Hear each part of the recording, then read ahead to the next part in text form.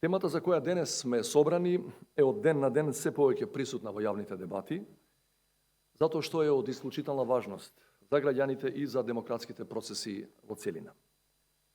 Во борбата против COVID-19 често повикуваме на потребата од масовно вакцинирање како единствен начин за намалување на процентот на смртност и последиците по здравјето на граѓаните, кога станува збор за дезинформациите и за градењето на отпорност кон нив.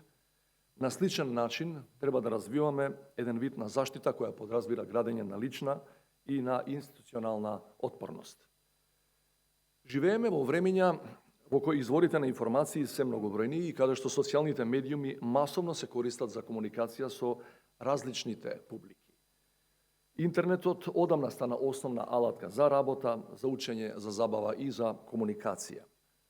Дигитализацијата овозможува далеку поголема и лесна достапност до информациите во реално време. Еден клик денес е доволен да ги добиеме најновите вести и информации за било која тема за настани од политиката до шоу-бизнисот во било кој дел од светот. Како конзументи на огромен број информации, што брзо се појавуваат во нашето секојдневие, немаме ниту време, ниту можност да процениме дали содржината што ја читаме е проверена и точна или е можеби дезинформација која свесно или несвесно погрешно ја информира јавноста и со тоа поткопува некои од темелите на демократијата како систем. Од сите досегашни релевантни истражувања на темата се потврдува дека дезинформациите најчесто не се наивни и случајни, туку се производ на еден планиран и организиран пристап кон одредена тема. Намерите најчесто се на долг рок и систематски да се манипулира јавноста со пласирање на погрешни информации, полувистини, извртени факти или комплетно фабрикувани вести, со крајна цел да послужи на интересите и целите на одредени државни и недржавни ентитети кои имаат своји специфични агенти. На тој начин интернетот како алатка која секојдневно ја употребуваат милиарди луѓе, многу лесно може од платформа за информирање на луѓето да стане платформа за дезинформирање, за ширење лажни вести и пропаганда со цели спротивни на интересите на граѓаните. Почитувани, употребата на дезинформациите не е изум на 21. век. Меѓутоа, дигитализацијата и глобалната поврзаност ја направија употребата на дезинформациите исклучително моќно оружје од арсеналот на хибридните техники на действување. Дезинформирањето ја поларизира јавната дебата, но тоа не е крајната цел. Крајната цел е да се замагли јавната перцепција за битните прашања, да го подигне нивото на конфликтност во општеството, да ја еродира општествената кохезија и преку тоа да влијае врз политичките процеси, откако ќе ја наруши довербата на граѓаните во демократските институции. Поради нивниот исклучителен потенцијал, дезинформациите можат да ја дестабилизираат и самата држава, и затоа не случајно развиените демократии ги третираат дезинформациите како закана за националната безбедност. Последниве неколку години и ние ги идентификуваме и третираме дезинформациите како една од приоритетните закани по нашата национална безбедност. Во тоа ја гледам и важноста на денешната конференција. Имено темата за дезинформациите, потребата за кревање на свесноста за нивното постоење и нивните ефекти го заслужува нашето полно внимание и како општество и како држава. Пандемијата конкретно ни покажа какви проблеми можат да предизвикаат дезинформациите.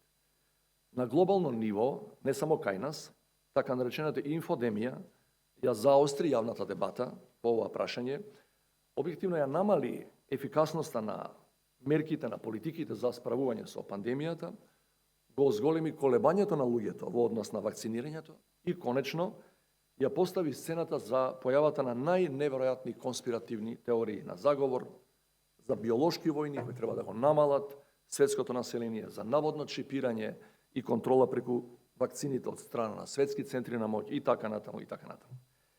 Бидејќи денеска сме гости на Евроатлантскиот совет, сакам овде да истакнам уште еден значаен аспект на темата која е во фокусот и на вашата работа.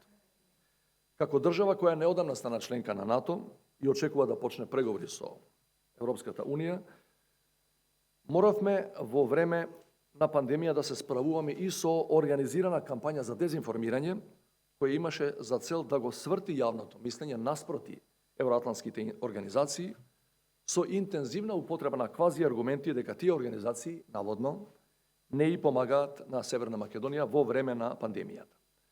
Целта на оваа хибридна стратегија беше јасна, со поткопување на довербата во НАТО и во Европската Унија, граѓаните да почнат да размислуваат за некои други алтернативни организации кои наводно би биле многу поподготвени да ни помагаат во секое време.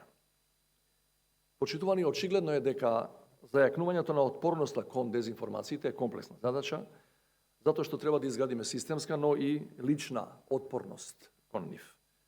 Тоа можеме да го постигнеме само преку блиска соработка меѓу државните институции, образованието, граѓанските организации и медиумите. Државните институции и организации го прават својот дел од работата за превенирање или намалување на штетите од дезинформациите и хибридните активности врз политичкиот систем, особено сега користејќи ги механизмите кои ни стојат на располагање и како членка на НАТО. Но како општество имаме потреба и од повисоко ниво на медиумска писменост и едуцирање за дезинформациите во нашите основни и средни училишта. Младата популација е таргет на дезинформациите и еден организиран пристап во таа смисла ќе ни овозможи да создаваме генерации кои ќе бидат порезистентни кон дезинформациите и ќе бидат оспособени да ги формулираат своите ставови преку критичко размислување засновано врз проверени информации. Потребно е да обезбедиме и подобри услови за професионално и независно работење на медиумите, што подразбира имплементација на најдобрите европски практики во областа. Исто така, потребна е поддршка и за така наречените само регулаторни механизми во медиумската сфера и особено на платформите за проверка на фактите. Почитувани организатори на Евроатлантскиот совет, гости, панелисти, ви благодарам за укажаната можност да учествувам во дискусијата за оваа исклучително значајна тема, со надеж дека ќе помогнеме во кревањето на свеста за проблемите кои дезинформациите ги продуцираат, со што ќе придонесеме за зајакнување на нашата отпорност во целина како политичка заедница. Колку повеќе ги сузбиваме дезинформациите, толку повеќе придонесуваме за објективна дебата за сите прашања и со тоа ја јакнеме демократијата како политички систем кој е во најдобар интерес на нашите граѓани. Благодарам.